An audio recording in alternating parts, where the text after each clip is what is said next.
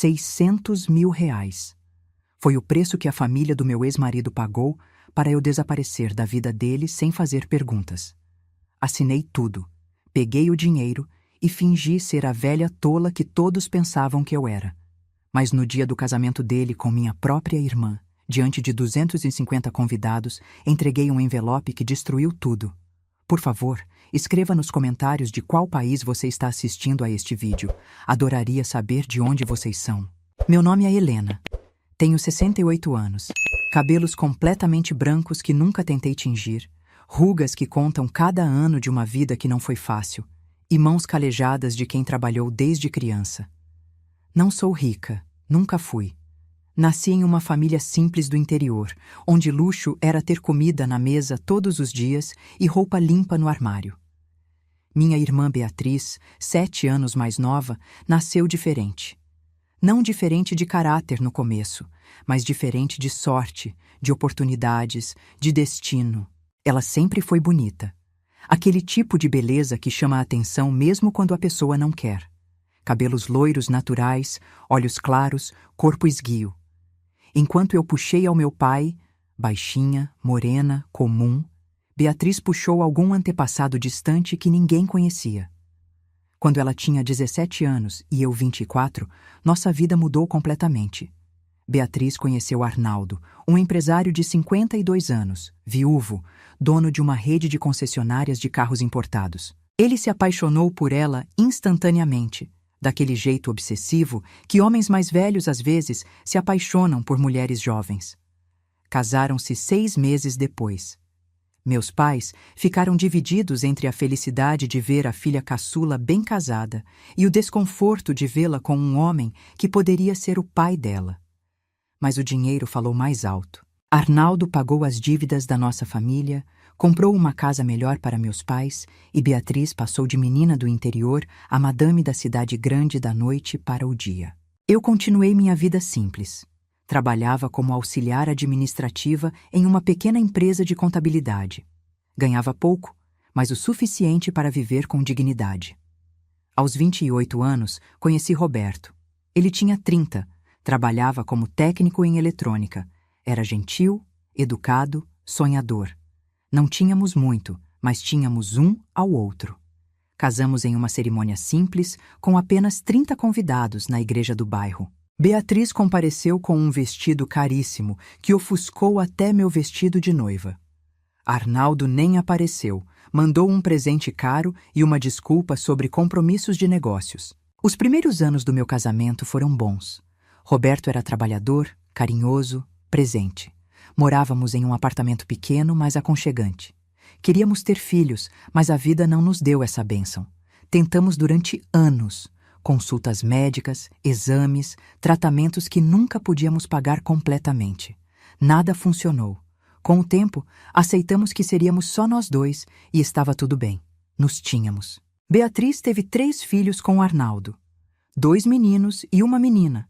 Todos criados com babás, escolas particulares caríssimas, viagens internacionais. Ela postava fotos constantemente nas redes sociais, exibindo a vida perfeita que tinha construído.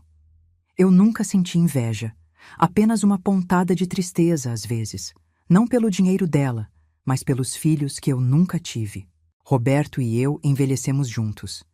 Aos 53 anos, eu já estava aposentada por problemas de saúde. Artrite severa que dificultava até segurar uma caneta por muito tempo. Roberto continuava trabalhando, mas os anos também pesavam sobre ele. Beatriz continuava impecável. Botox, tratamentos estéticos, academias caras, personal trainers. Aos 48 anos, parecia ter 35. Arnaldo havia morrido 2 anos antes, deixando uma fortuna considerável para ela e os filhos. Foi aos meus 63 anos que tudo começou a desmoronar. Roberto começou a agir diferente. Chegava tarde, evitava conversas, vivia grudado no celular com um sorrisinho que eu não reconhecia. No começo, pensei que fosse coisa da minha cabeça. Mulher mais velha, insegura, imaginando traição onde não havia. Mas uma noite, enquanto ele dormia, vi o celular dele acender com uma mensagem. Não sou de vasculhar telefone de ninguém. Nunca fui. Mas algo me puxou. Peguei o aparelho, desbloqueei. A senha era minha data de nascimento, ironicamente. E abri as mensagens. Beatriz, minha irmã. Dezenas de mensagens trocadas entre eles. Mal posso esperar para te ver amanhã. Você está pensando em mim? Aquele hotel que você sugeriu é perfeito. Mensagens acompanhadas de fotos que me fizeram sentir náusea. Minha irmã. Aquela que eu ajudei a criar quando nossa mãe ficava doente, aquela que chorava no meu colo quando tinha pesadelos de criança, estava tendo um caso com meu marido. Não acordei, Roberto. Não gritei. Apenas voltei para a cama, deitei de costas e fiquei olhando para o teto até o sol nascer. Minha mente trabalhava freneticamente, tentando entender há quanto tempo aquilo durava, como eu não tinha percebido, o que eu tinha feito de errado para merecer aquilo. Na manhã seguinte, Roberto saiu para trabalhar como sempre. Beijou minha testa, disse "até logo" e foi embora. Eu fiquei sozinha naquele apartamento que de repente parecia menor, mais sufocante, cheio de memórias que agora estavam contaminadas pela traição. Esperei 3 dias. 3 dias em que fingi que estava tudo normal, que eu não sabia de nada, que ainda era a Helena ingênua que eles pensavam que eu era. No 3º dia, Roberto chegou em casa mais cedo que o normal. Sentou-se no sofá com aquela expressão que eu já conhecia. A expressão de quem está prestes a dar uma notícia ruim. Helena, precisamos conversar. Eu estava na cozinha, preparando café. Minha mão tremia levemente enquanto segurava a xícara, mas mantive a voz firme. Sobre o quê? Ele respirou fundo. Eu não queria que fosse assim, mas não tem jeito fácil de dizer isso. Quero o divórcio. Coloquei a xícara sobre a mesa devagar, cuidadosamente, como se ela fosse a coisa mais frágil do mundo. Por quê? Minha voz saiu mais calma do que eu esperava. Porque não sou mais feliz. Porque as coisas mudaram. Porque eu mudei. Mentiras. Todas mentiras embrulhadas em clichês que homens usam quando não têm coragem de admitir a verdade. É por causa da Beatriz? Ele empalideceu. Aquele segundo de silêncio me deu todas as respostas que eu precisava. Como você sabe? Vi as mensagens há 3 dias. Roberto baixou a cabeça. Não negou, não tentou se explicar, apenas ficou ali, encolhido como uma criança pega fazendo algo errado. Há quanto tempo? Perguntei. 1 ano. 1 ano. 12 meses de mentiras, de encontros secretos, de risadas compartilhadas às minhas custas. Você ama ela? Ele hesitou, depois assentiu. Sim. Essa palavra doeu mais do que todas as mensagens juntas. E ela te ama? Ela diz que sim. Soltei uma risada curta, amarga. Beatriz sempre consegue o que quer, não é? Sempre foi assim. A bonita, a sortuda, a bem casada. Mas parece que ter tudo não é suficiente. Ela precisava ter o meu marido também. Não foi planejado, Helena. Nós apenas nos conectamos. Vocês se conectaram. Repeti as palavras como se fossem veneno.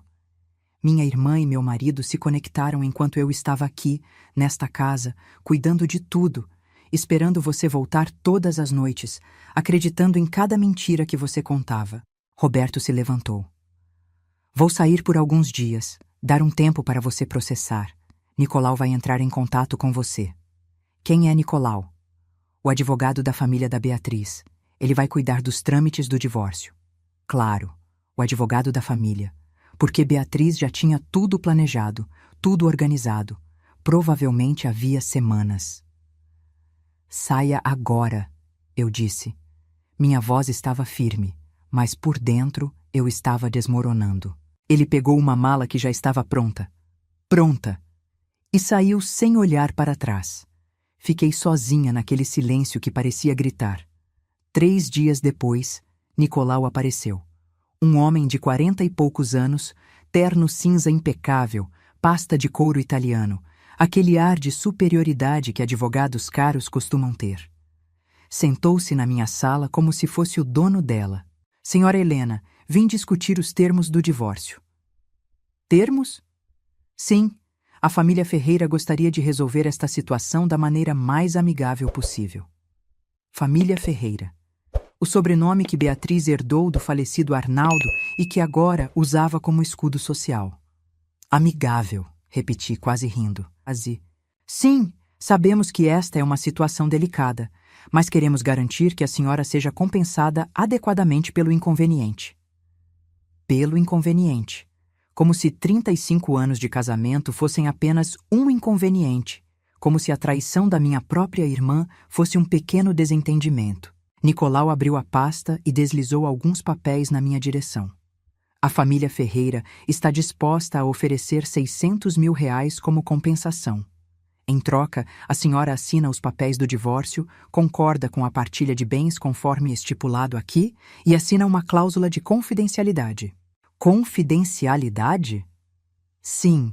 A senhora concorda em não falar publicamente sobre os motivos do divórcio, não fazer publicações em redes sociais, não conceder entrevistas, não causar nenhum tipo de escândalo que possa afetar a reputação da família Ferreira ou do senhor Roberto. 600 mil reais pelo meu silêncio. 600 mil reais para que eu desaparecesse, aceitasse a humilhação e deixasse que eles vivessem felizes para sempre. Peguei os papéis. Li cada cláusula, cada linha, cada palavra pequenina escrita em juridiquês complicado. No final, havia um valor. 600 mil reais. Era mais dinheiro do que eu havia visto na vida inteira. Dinheiro suficiente para comprar um apartamento melhor, viajar, viver confortavelmente pelo resto dos meus anos. Quanto tempo tenho para decidir? Perguntei. 48 horas. Após esse período, a oferta será retirada e o divórcio será litigioso, o que, sinceramente, não será vantajoso para nenhuma das partes. Ele estava certo. Um divórcio litigioso seria caro, demorado, desgastante. E no final, eu provavelmente não receberia nem metade daquele valor. Entendo. Nicolau se levantou. A família Ferreira espera que a senhora seja razoável, dona Helena. Todos nós queremos seguir em frente da melhor maneira possível. Quando Nicolau saiu, fiquei olhando aqueles papéis sobre a mesa por horas. 600 mil reais. Aquele número dançava na minha frente, me provocando, me testando. Seria tão fácil assinar, pegar o dinheiro, me mudar para longe e recomeçar. Afinal, o que mais me restava? O casamento havia acabado. A confiança na minha irmã destruída. Meus pais já haviam falecido anos atrás. Eu estava sozinha. Mas algo dentro de mim se recusava a aceitar aquela humilhação em silêncio. Não era sobre dinheiro. Nunca foi. Era sobre dignidade, sobre verdade. Sobre não deixar que pessoas ruins fizessem coisas ruins sem consequências. Naquela noite, liguei para Beatriz pela primeira vez em semanas.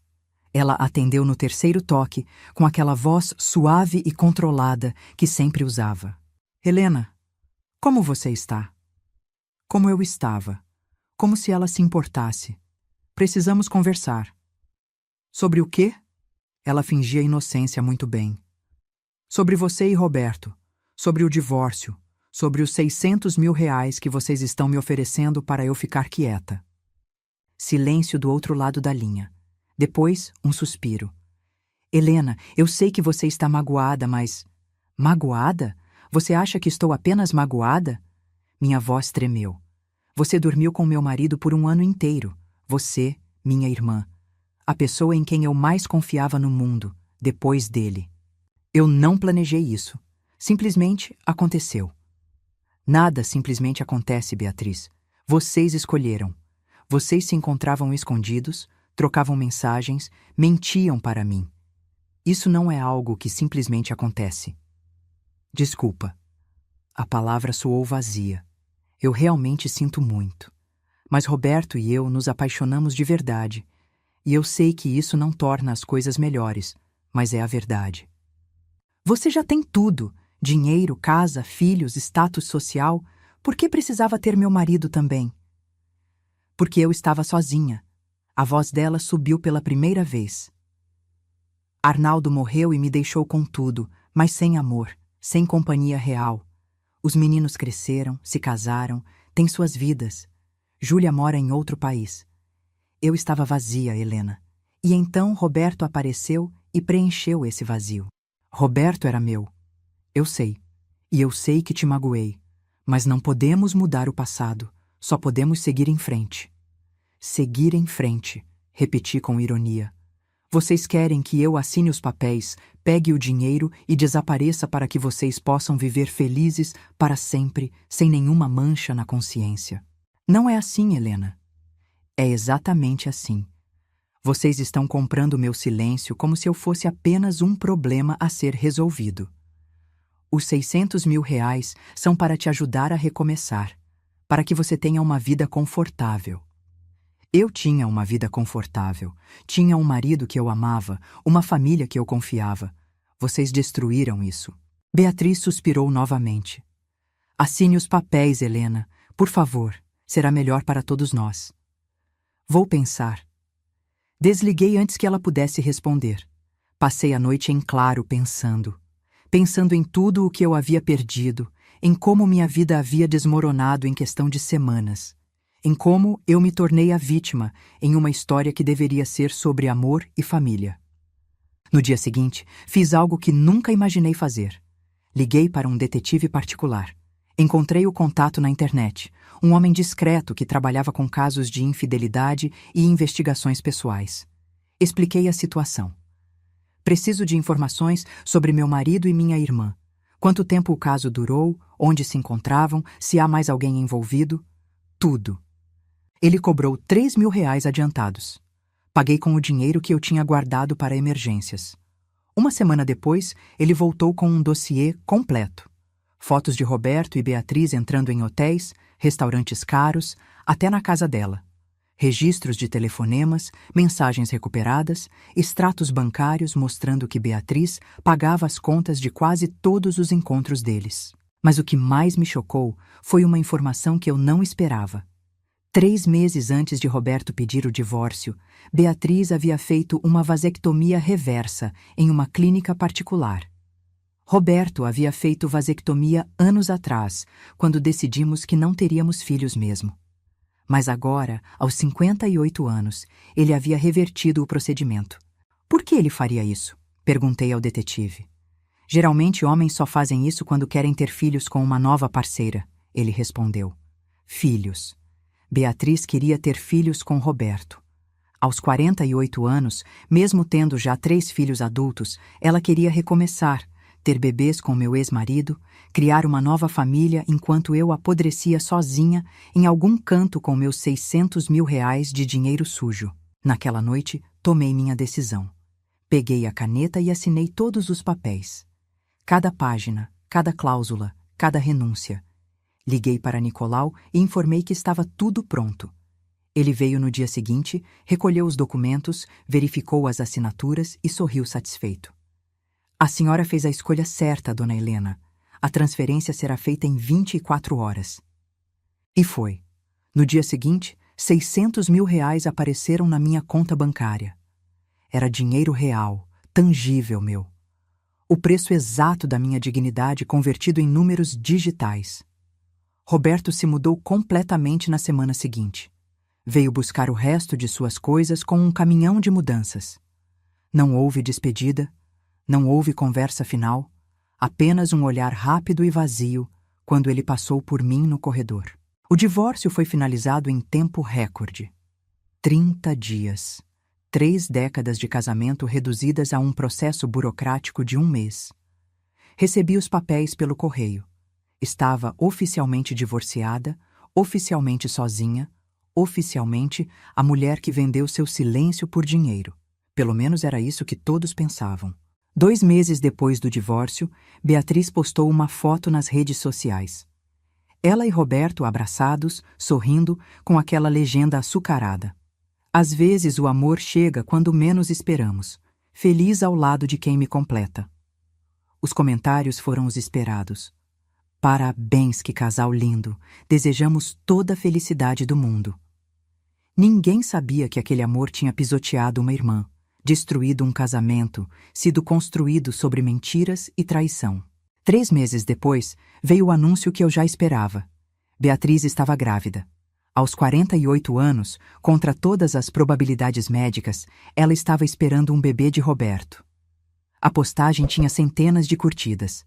Fotos dela com a mão na barriga ainda lisa, Roberto ao lado com aquele sorriso bobo de pai de primeira viagem aos 58 anos. Milagre tardio, ela escreveu. Deus nos presenteou com uma bênção que não esperávamos. Deus!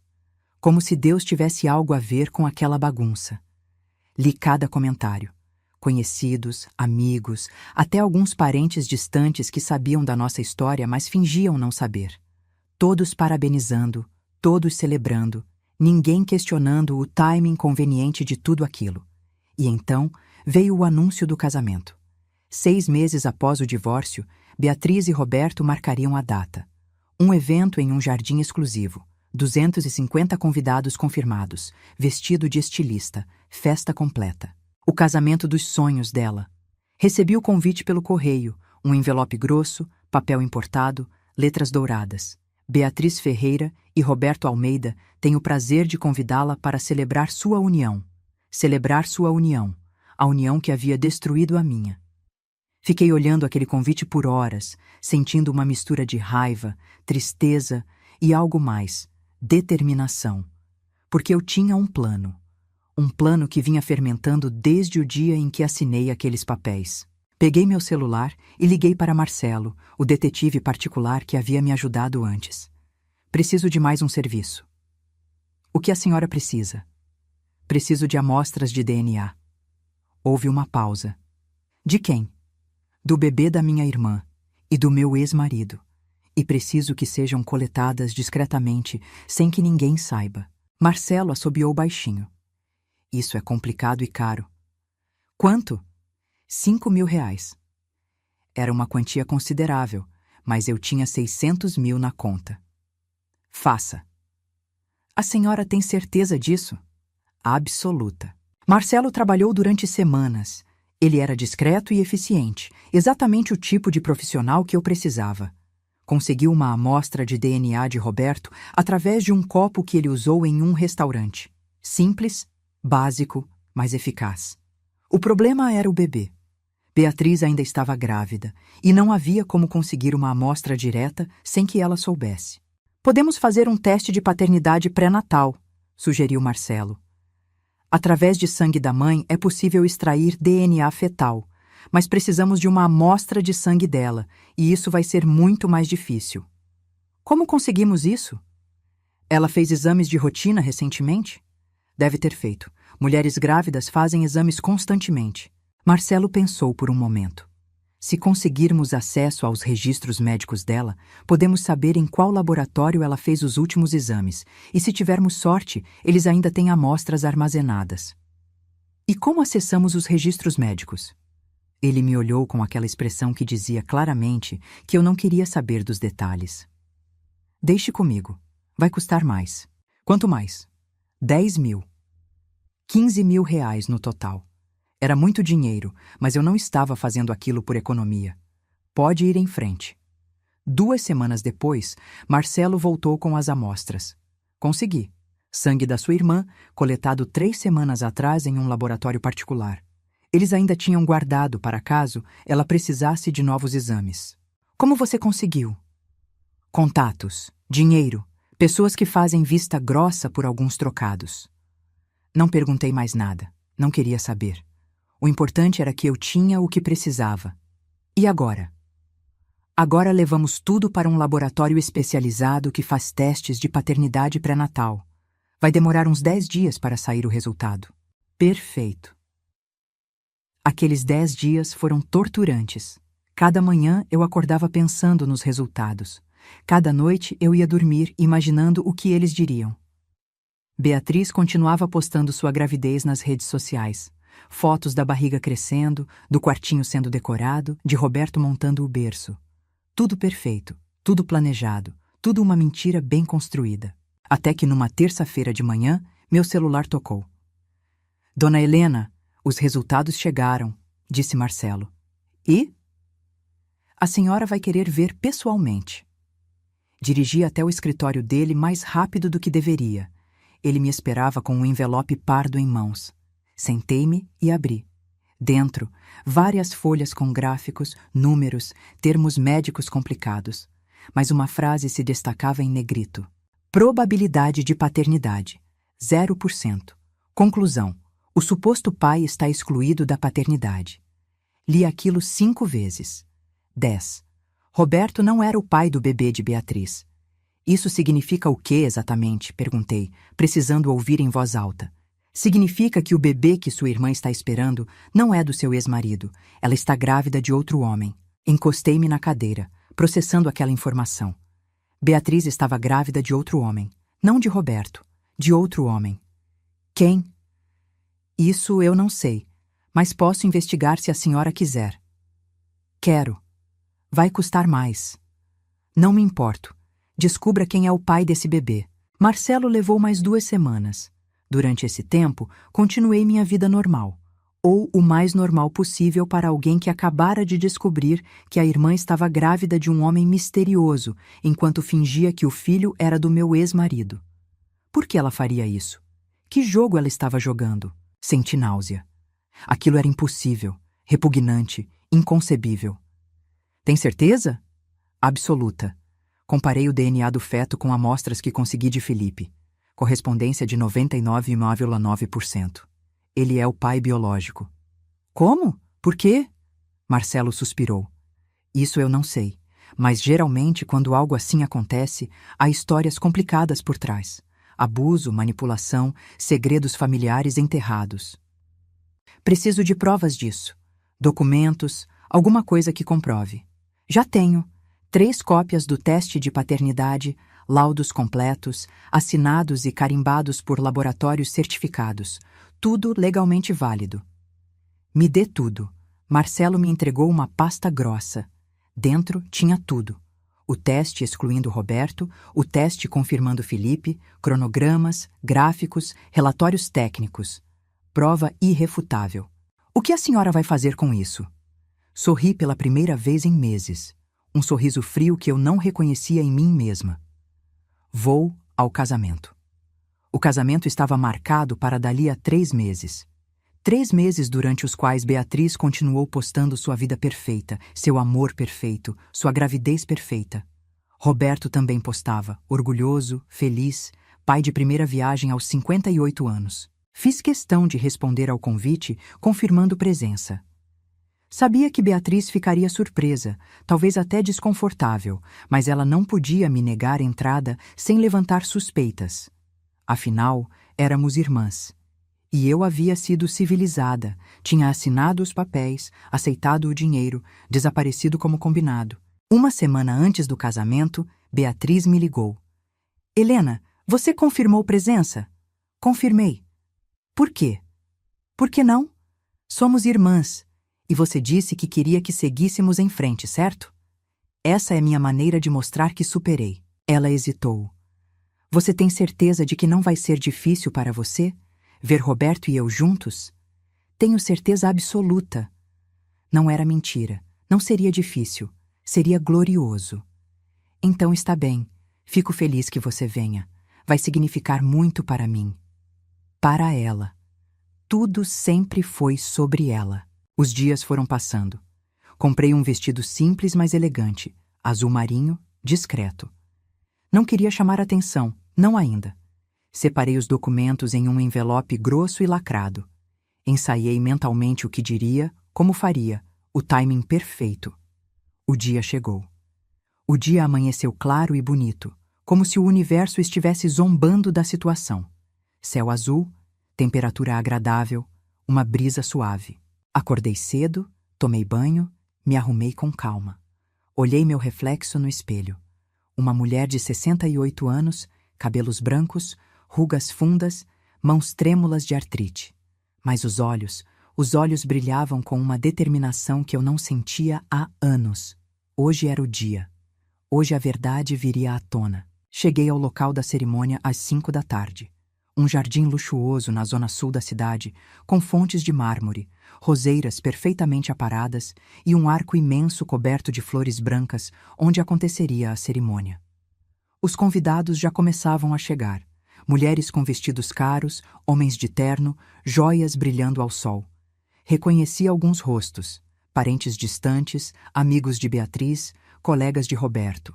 Sentei-me em uma das últimas fileiras, um lugar discreto, de onde eu podia ver tudo sem ser muito notada. Algumas pessoas me olharam com curiosidade, outras com desconforto. A ex-esposa no casamento do ex-marido com a irmã dela. Que situação constrangedora deviam estar pensando. Deixei que pensassem o que quisessem. Às 5h30, a música começou. Um quarteto de cordas tocando algo clássico que eu não reconheci. Os convidados se levantaram. Roberto apareceu primeiro, caminhando até o arco. Terno preto impecável, gravata de seda, cabelos grisalhos penteados para trás. Ele parecia mais velho do que eu lembrava, mas talvez fosse só minha percepção. Depois vieram os padrinhos, os pais de Roberto, alguns amigos próximos. E então, Beatriz apareceu. Ela estava deslumbrante. Vestido branco de renda francesa, corte império para acomodar a barriga de 6 meses, cabelos louros soltos em ondas suaves, maquiagem perfeita. Caminhava devagar, sorrindo, uma mão sobre a barriga, a outra segurando um buquê de rosas brancas. Os convidados murmuravam em admiração. Que linda! Parece uma princesa. A barriga nem aparece muito. Beatriz caminhou até Roberto. Eles se olharam com aquele olhar que casais apaixonados trocam, cheio de promessas e expectativas. O celebrante começou. Queridos amigos e familiares, estamos reunidos aqui hoje para celebrar a união de Beatriz e Roberto. As palavras soavam vazias para mim. Amor, compromisso, fidelidade, conceitos que haviam sido pisoteados meses atrás. Esperei. O celebrante continuou com os rituais tradicionais.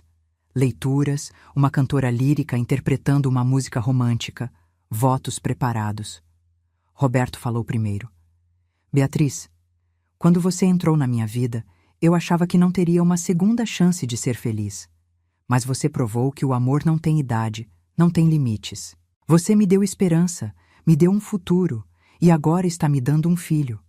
Prometo te amar e proteger nossa família pelo resto dos meus dias. Aplausos delicados. Algumas pessoas enxugando lágrimas. Então foi a vez de Beatriz. Roberto, você foi meu salvador quando eu estava perdida. Você me mostrou que eu poderia recomeçar, que eu merecia ser feliz. Esse bebê é a prova do nosso amor, a bênção que selará nossa união. Prometo ser a esposa que você merece, a mãe que nosso filho precisa. Mais aplausos, mais lágrimas. Aquilo tudo era teatral demais, ensaiado demais. O celebrante sorriu. Que declarações lindas!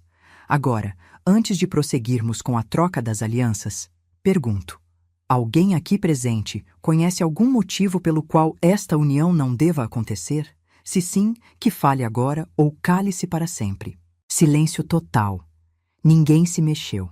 E então eu me levantei. Devagar, apoiando-me no encosto da cadeira por causa da artrite. Todas as cabeças se viraram. O celebrante franziu a testa. Beatriz empalideceu. Roberto olhou para mim com uma expressão confusa. Eu tenho algo a dizer. Minha voz saiu mais firme do que eu esperava. Quem é a senhora? Perguntou o celebrante irritado. Sou Helena, irmã da noiva e ex-esposa do noivo. Murmúrios se espalharam pelos convidados. O celebrante pareceu perdido. Senhora, este não é o momento apropriado.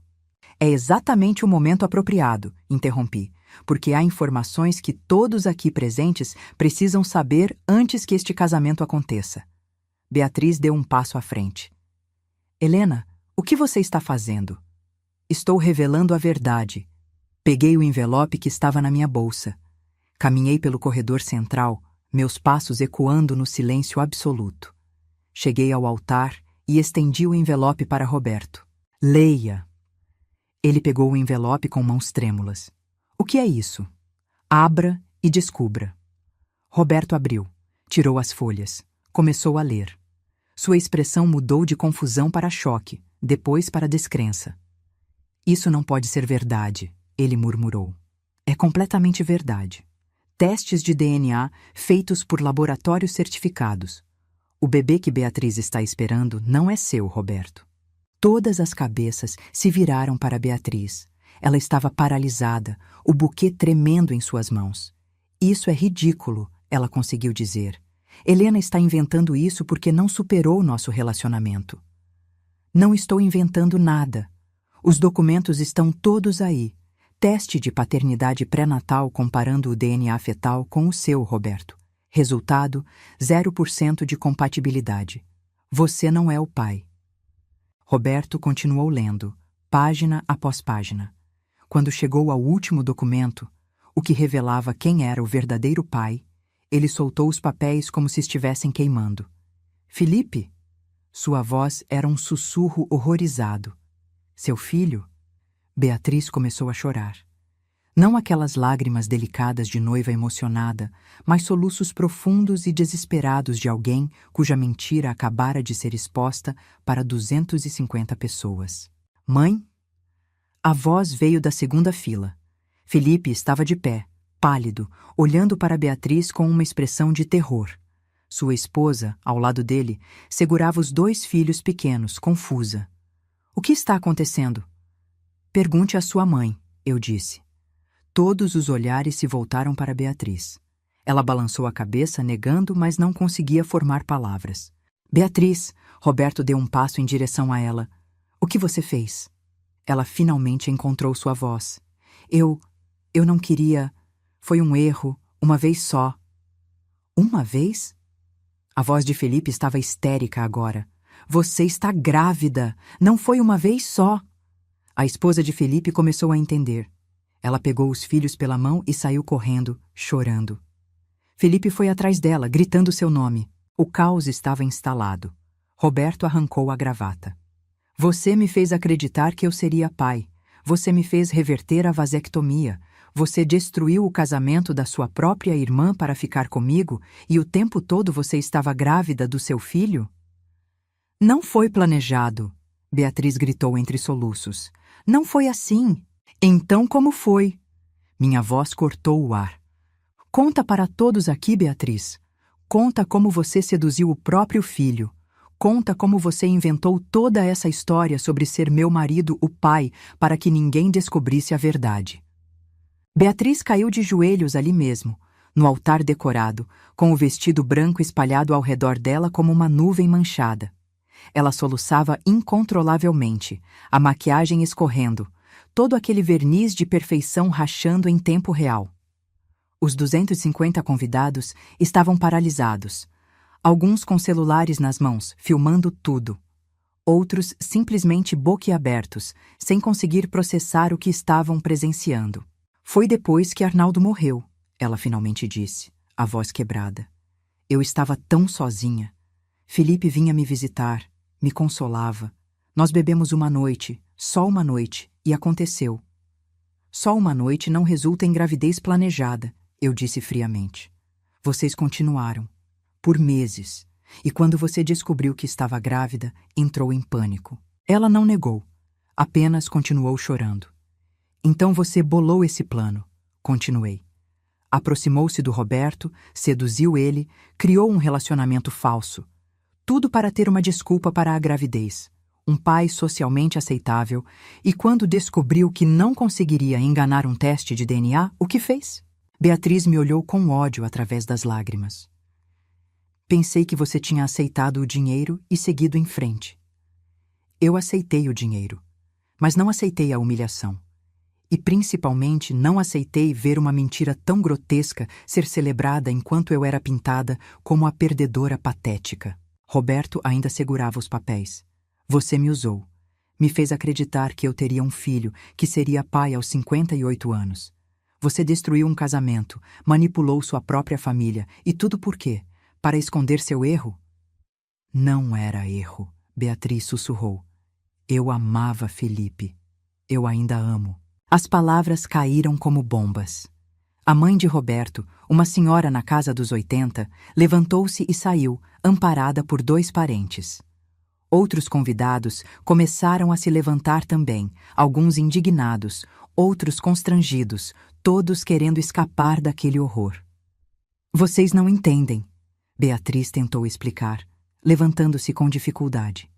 Vocês não sabem como é ficar viúva aos 46 anos, ter filhos que não precisam mais de você, se sentir invisível. Então você se voltou para seu próprio filho, uma voz disse. Era Júlia, a filha de Beatriz, que havia voltado do exterior especialmente para o casamento. Ela estava de pé na primeira fila com uma expressão de nojo absoluto. Você fez isso com seu próprio irmão? Júlia, deixa eu explicar. Não quero sua explicação. Estou enjoada. Júlia não terminou. Ela saiu correndo. Os outros filhos de Beatriz, que também estavam presentes, a olhavam como se fosse uma estranha.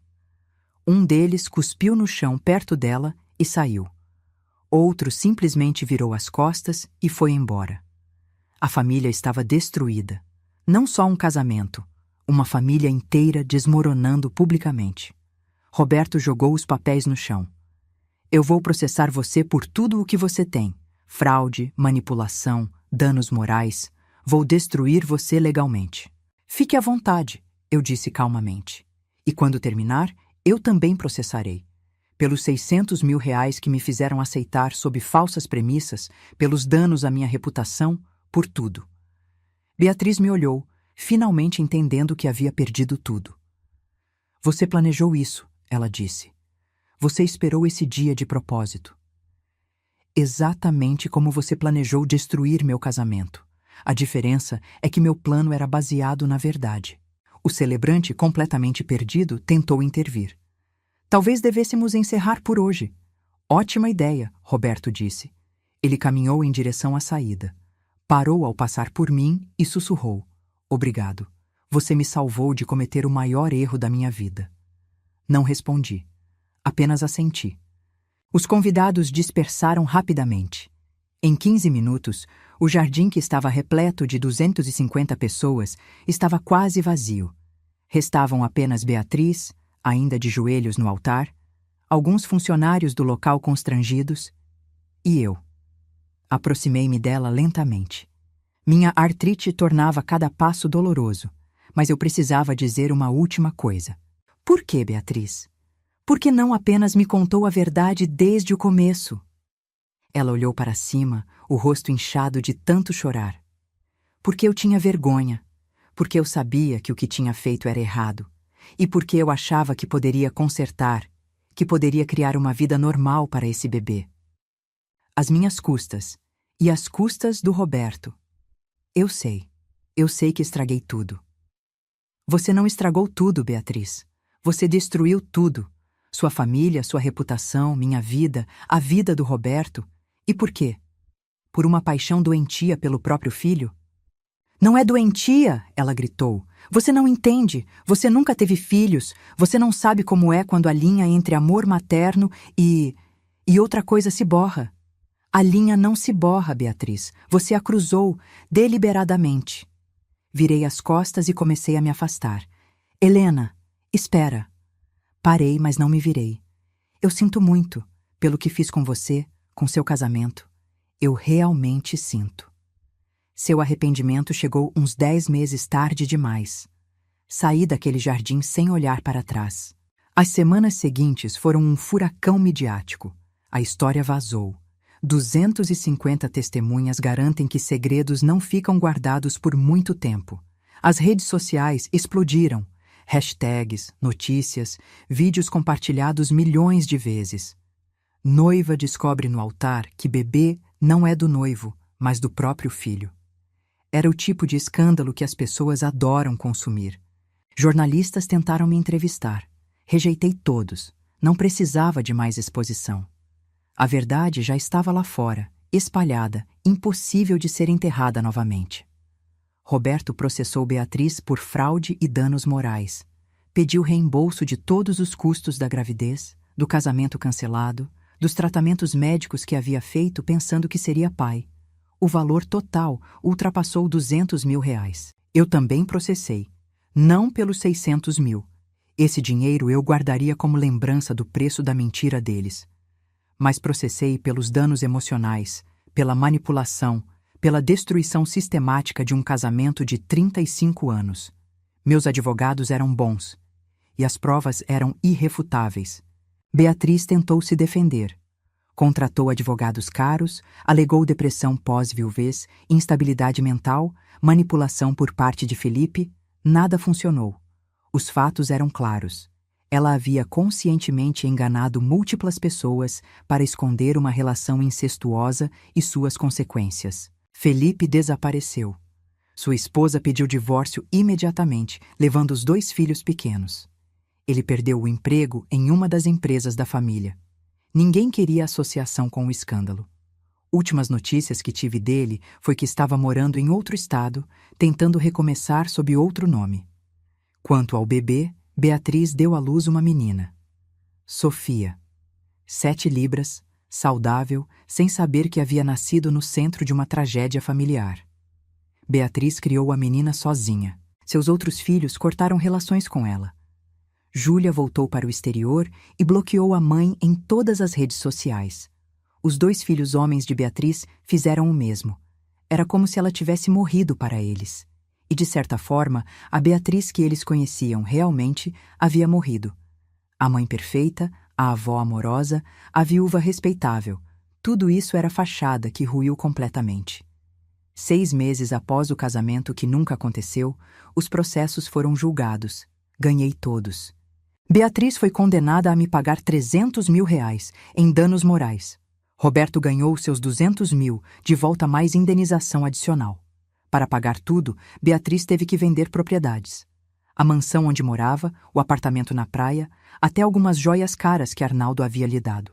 Ela se mudou para um apartamento pequeno com a bebê, sustentando-se com o que restou da herança de Arnaldo, que, ironicamente, os filhos dela não puderam tocar porque o testamento especificava que era só para Beatriz. 1 ano após o escândalo, Beatriz tentou se aproximar de mim. Mandou uma carta manuscrita, várias páginas com aquela caligrafia delicada que eu reconhecia desde a infância. Helena, sei que você nunca vai me perdoar. Eu não mereço perdão, mas preciso que você saiba que eu nunca quis te machucar tanto. Eu estava perdida, confusa, fazendo escolhas terríveis. Perdi tudo. Meus filhos me odeiam. Felipe fugiu. Roberto me odeia. A sociedade me vê como um monstro. E talvez eu seja. Mas Sofia é inocente. Ela não pediu para nascer assim. E eu quero que ela cresça sabendo que teve uma tia. Você. Por favor, pelo menos considere conhecer sua sobrinha. Ela tem seus olhos, sabia? E aquele sorriso que nossa mãe tinha. Não estou pedindo perdão. Só estou pedindo uma chance para que Sofia tenha alguém de família além de mim. Li aquela carta 3 vezes. Pensei sobre Sofia, uma bebê inocente que carregaria para sempre o estigma de como foi concebida. Pensei em como era crescer sem tios, sem avós, sem uma estrutura familiar. Pensei em nossa mãe, que havia morrido anos atrás, sem imaginar a tragédia que suas filhas viveriam. E depois de pensar muito, escrevi uma resposta. Beatriz, o que você fez foi imperdoável. Você destruiu vidas, mentiu compulsivamente, cometeu atos que vão contra qualquer código moral básico. Mas você tem razão em uma coisa. Sofia é inocente. E diferente de você, eu não vou fazer uma criança pagar pelos pecados da mãe. Vou conhecê-la, não por você, mas por ela. E porque talvez, em algum lugar profundo, a irmã que eu amava ainda exista sob os destroços da pessoa que você se tornou. Marquei um encontro em um parque público. Território neutro. Beatriz chegou com Sofia em um carrinho simples. Nada dos equipamentos de bebê caros que ela costumava exibir nas redes sociais. Ela estava usando roupas comuns, sem maquiagem elaborada, cabelos presos em um rabo de cavalo simples. Parecia 10 anos mais velha. Oi, ela disse timidamente. Oi. Olhei para o carrinho. Sofia dormia, um bebê rechonchudo de bochechas rosadas e cabelos louros finos. Ela realmente tinha algo familiar no rosto. Posso pegá-la? Perguntei. Claro. Beatriz a tirou cuidadosamente do carrinho e a colocou em meus braços. Sofia abriu os olhos, azuis e curiosos, e me olhou sem medo. Ela sorriu. Aquele sorriso banguela de bebê que derrete qualquer coração. E naquele momento, segurando aquela criança inocente que não tinha culpa de nada, Senti algo mudar dentro de mim. Ela é linda, eu disse. É, concordou Beatriz, a voz embargada. Ela é a única coisa boa que saiu de tudo isso. Ficamos sentadas naquele banco do parque por 1 hora. Conversamos pouco, não sobre o passado. Esse estava enterrado sob pilhas de dor. Conversamos sobre Sofia, sobre como ela estava crescendo, sobre suas primeiras palavras, seus primeiros dentes. Quando me despedi, prometi voltar. E voltei. A cada 2 semanas, eu visitava. Não por Beatriz, mas por Sofia. Porque aquela criança merecia ter alguém além da mãe.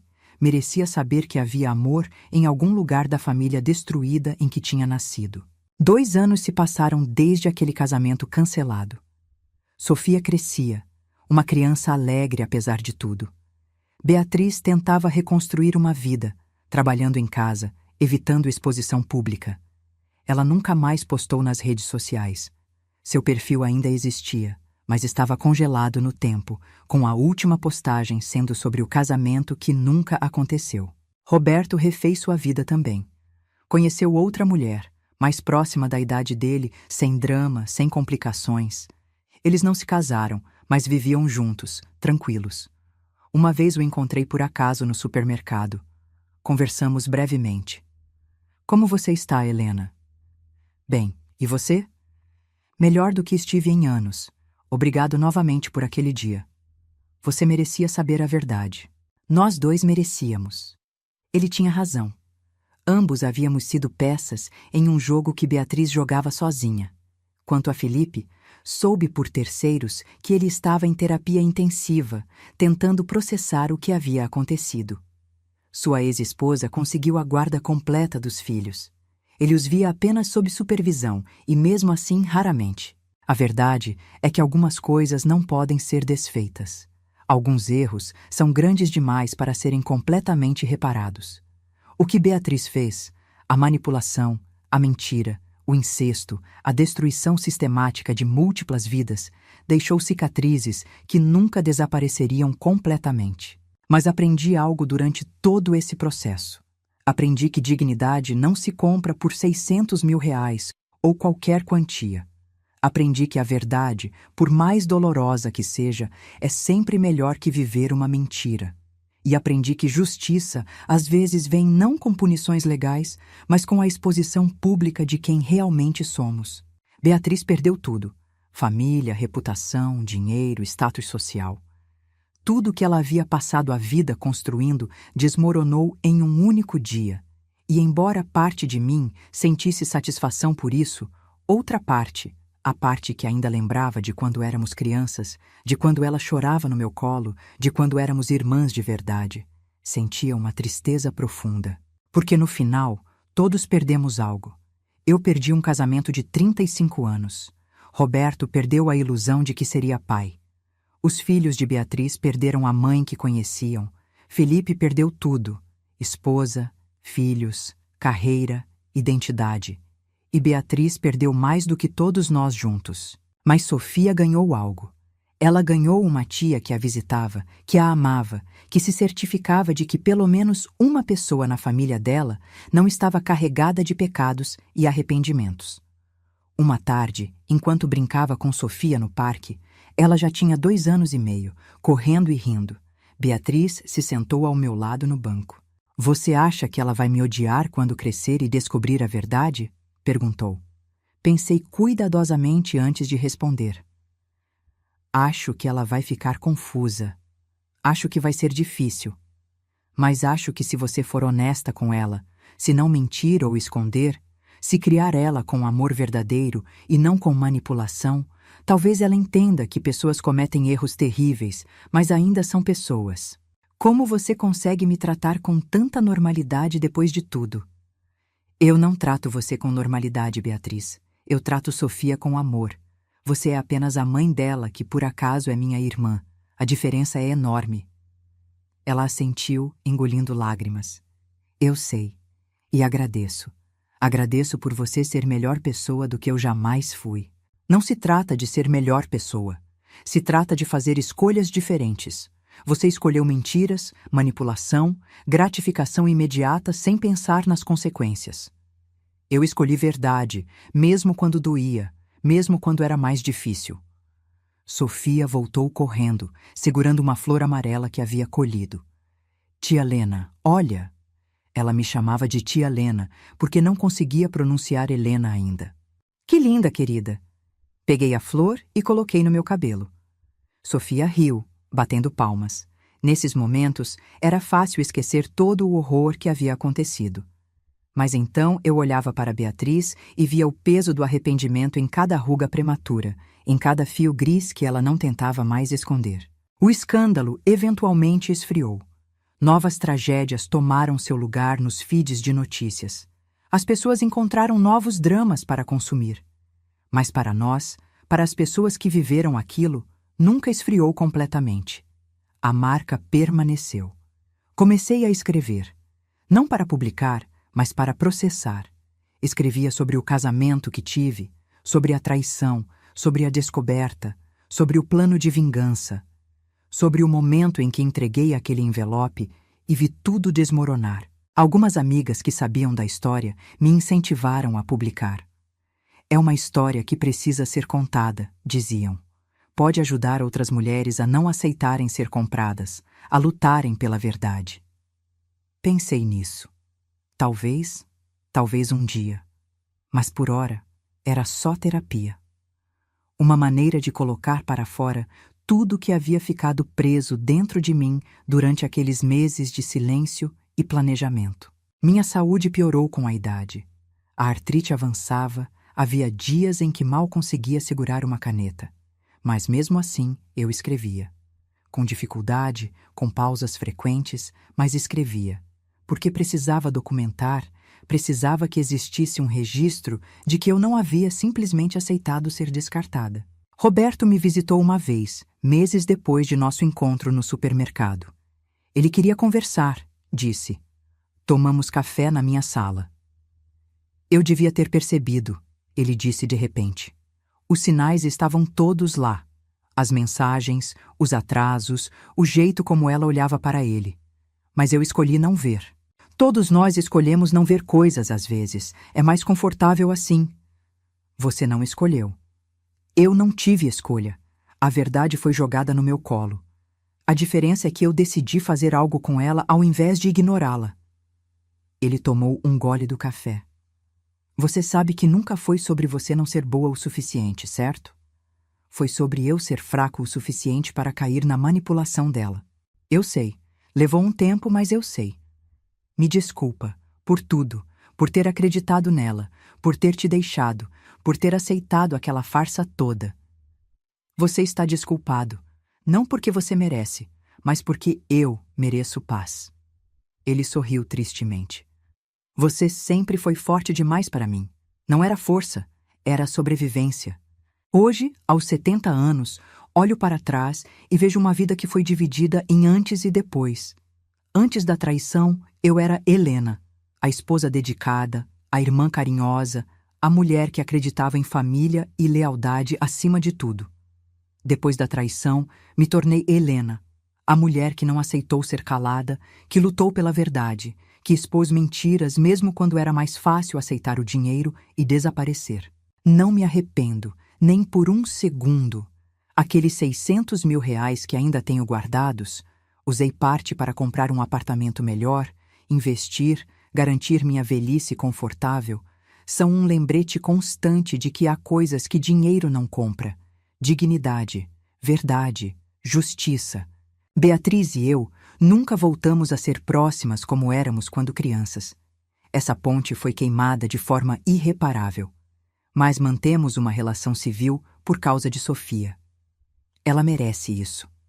Merece ver que adultos podem coexistir mesmo após tragédias. Que respeito pode existir mesmo sem perdão completo. Sofia tem 5 anos agora. Uma criança linda, inteligente, cheia de perguntas. Tia Lena, por que você não vai nas festas da mamãe? Porque às vezes adultos precisam de espaço, querida. Mas vocês se gostam? Nos respeitamos. É diferente. Ela aceita essas respostas com a simplicidade que só crianças têm. Um dia, ela fará perguntas mais difíceis. E quando esse dia chegar, Espero que Beatriz tenha a coragem de ser honesta. Meus dias agora são tranquilos. Leio muito, escrevo um pouco, visito Sofia quando posso. Tenho algumas amigas que fazem caminhadas matinais comigo, no ritmo que minha artrite permite. Vou ao cinema, cuido do meu jardim, vivo. Às vezes, ainda penso naquele dia, no jardim decorado, nos 250 convidados, no momento em que entreguei o envelope, no rosto de Roberto lendo os resultados, no desmoronamento de Beatriz, no caos que se seguiu. E sempre chego à mesma conclusão: faria tudo de novo, porque a alternativa era viver o resto da minha vida sabendo que havia sido covarde, que havia aceitado dinheiro sujo para calar verdades sujas, que havia permitido que duas pessoas construíssem felicidade sobre uma mentira tão grotesca quanto incesto. Uma tarde recebo uma ligação inesperada. É Júlia, a filha de Beatriz, que havia se mudado para o exterior. Tia Helena? Júlia, como você está? Estou bem. Ouvi que você tem visitado minha mãe, que conhece Sofia. É verdade. Por quê? A pergunta é direta, sem rodeios. Por que, depois de tudo que ela fez, você ainda dá atenção para ela? Não é por ela, Júlia. É por Sofia. Aquela criança não tem culpa de nada e merece ter família. Silêncio do outro lado. Depois, eu quero conhecer Sofia também. Não falei com minha mãe desde aquele dia, mas minha irmã não tem culpa. Você acha que minha mãe deixaria? Acho que ela ficaria grata. Pode marcar algo. Você estar presente tornaria mais fácil. Posso. E marco. 2 semanas depois, no mesmo parque onde costumo levar Sofia, Júlia aparece. Ela está diferente, mais madura, o cabelo mais curto, uma postura mais confiante. Beatriz fica visivelmente nervosa. Júlia! Mãe! A palavra soa formal, distante. Sofia, sem entender a tensão, corre até Júlia. Quem é você? Sou sua irmã, Júlia. Eu tenho uma irmã? Os olhos de Sofia brilham de emoção. Tem, e 2 irmãos também. Onde eles estão? A pergunta inocente traz lágrimas aos olhos de Beatriz. Eles moram longe, querida. Eu intervenho. Mas a Júlia veio te visitar. Sofia e Júlia brincam juntas enquanto Beatriz e eu observamos de longe. Obrigada, Beatriz sussurra, por trazer ela de volta. Eu não trouxe ninguém. Ela veio por vontade própria. Mesmo assim, Júlia visita 2 vezes mais antes de voltar para o exterior. Ela promete a Sofia que manterá contato por videochamadas, e cumpre. Uma vez por semana, Sofia conversa com a irmã mais velha através da tela. É um começo, pequeno, mas um começo. Os outros filhos de Beatriz continuam distantes. Talvez um dia também retornem. Ou talvez não. Algumas feridas são fundas demais. Minha saúde continua declinando lentamente. Os médicos dizem que é esperado para a idade. Tomo meus remédios, faço minhas fisioterapias, aceito as limitações do corpo que envelhece. Mas minha mente está clara. E minha consciência, limpa. Fiz o que precisava ser feito. Não por vingança. Embora houvesse satisfação nisso, não vou mentir. Mas por justiça, por verdade, por dignidade. Uma noite, enquanto reviso os escritos sobre tudo o que aconteceu, decido finalmente publicar. Não como livro comercial, mas em um blog anônimo. A história da mulher que recebeu R$600 mil para desaparecer e escolheu aparecer no momento certo. Escrevo tudo. Cada detalhe, cada emoção, cada decisão. Termino com estas palavras. Se você está passando por algo parecido, se ofereceram dinheiro para seu silêncio, se tentaram te comprar para que uma mentira pudesse continuar existindo, saiba que você tem escolha. Você pode aceitar o dinheiro e carregar o peso daquela decisão pelo resto da vida, ou pode lutar pela verdade, por mais doloroso que seja. Eu escolhi a verdade. E embora o caminho tenha sido difícil, embora tenha perdido muito no processo, ganhei algo que nenhuma quantia poderia comprar: meu respeito próprio. Valeu cada lágrima, cada noite sem dormir, cada momento de dúvida, porque no final, quando me olho no espelho, vejo uma mulher que não se curvou, que não aceitou ser descartada, que lutou, e isso vale mais que todos os 600 mil reais do mundo.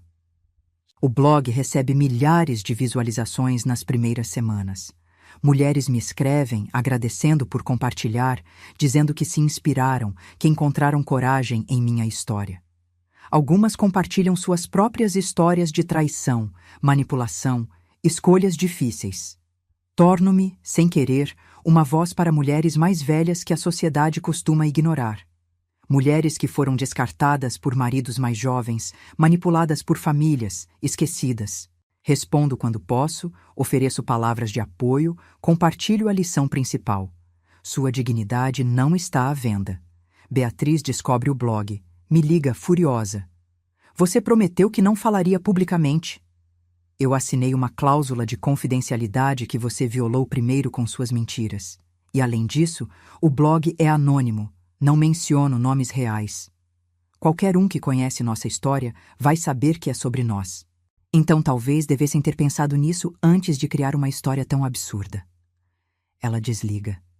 Ficamos um mês sem contato. Sofia pergunta por mim. Eventualmente, Beatriz cede e me liga de volta. Podemos continuar como antes? Por Sofia? Podemos. Mas não peça mais que eu guarde seus segredos. Guardei tempo demais. Hoje, enquanto escrevo estas últimas palavras, Sofia está brincando no meu jardim. Ela colhe flores, as mesmas que eu plantei anos atrás quando ainda era casada com Roberto. As flores sobreviveram. Eu sobrevivi. Olho para ela, essa criança inocente nascida de uma tragédia, e penso que talvez haja esperança. Esperança de que ela cresça diferente, melhor, mais honesta que a mãe. Esperança de que minha história, nossa história, sirva como lição. Não uma lição de vingança, mas uma lição sobre dignidade, verdade e o poder de não aceitar ser silenciada. Tenho 70 anos, mãos trêmulas, costas doloridas, cabelos brancos, mas tenho algo mais valioso: paz de espírito, e ninguém, absolutamente ninguém, pode comprar isso de mim. Se você chegou até aqui, por favor, inscreva-se no canal, deixe seu like e comente o que achou desta história. Sua opinião é muito importante para mim.